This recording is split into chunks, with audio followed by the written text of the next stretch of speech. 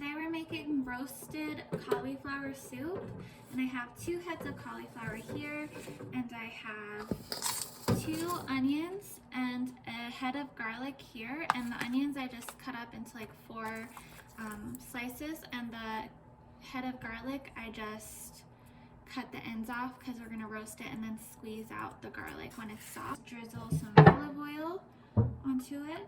That's about a teaspoon of salt. You don't need a lot, you can always add more, but you can't take it away. About half a teaspoon of pepper.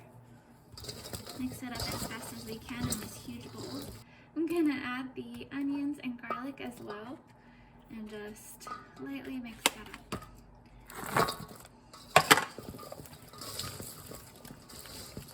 I have the oven heated at 450 Fahrenheit, so we're going to transfer that to the oven containers. Okay, and now we're going to throw it in the oven for about 35 minutes and we'll come back and see if it's soft. So it was in the oven at 450 degrees for about 30 minutes, and this is what it looks like. Everything's soft. So I'm going to pick through and take out all the garlic, and then we're going to put it in the food processor.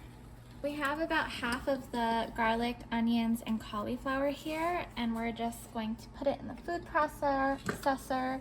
And I have 5 cups of vegetable stock, and I'm going to pour half of it into the food processor and save the other half for the other half of the soup.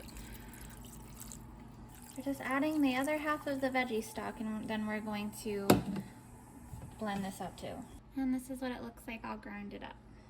2 tablespoons of olive oil, and I'm going to add about 3 cups of roughly chopped mushrooms, and we're going to fry that up.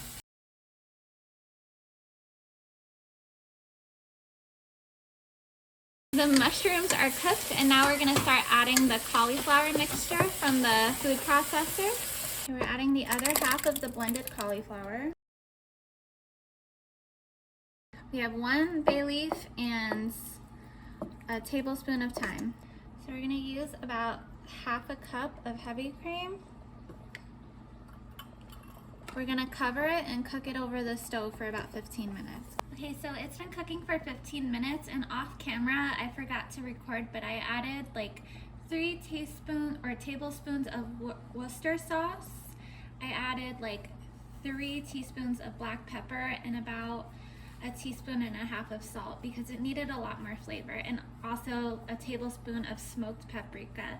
So smoked paprika, Worcester sauce, salt, and pepper, and you just add those to taste. Just taste as you go and add as you like it. But it's done now.